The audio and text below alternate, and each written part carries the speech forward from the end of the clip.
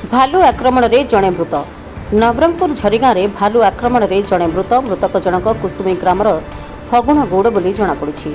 सूचना अनुसार गाँवर प्राय 3 जण फगुण गौड़, देवसिंह नेंगी, बंत पूजारी छेली चराइबा लगी कुसुमी मशाणी पदा को जाइतिले। 3 जण दूर दूर रे छेली चतुर्पार्श्व जगी रहितबा बेले 3टी भालू बाहरिबा देखि देवसिंह पाटी करिथिला। फल घटनास्थल देवसिंह एवं बंत भालू को देखि दौड़ी पलाइबारे सक्षम होइतिले, किंतु फगुण गौड़ भालू हाबुड़े पड़ जाइतिला।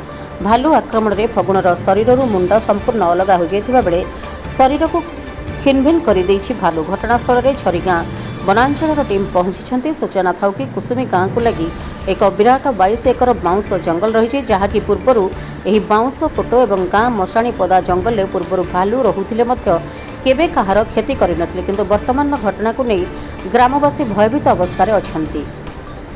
मशाणी पदा दे लोकों जमी रहितबारु एबे भालू को नहीं ग्रामवासी चिंता प्रकट करिसेंती।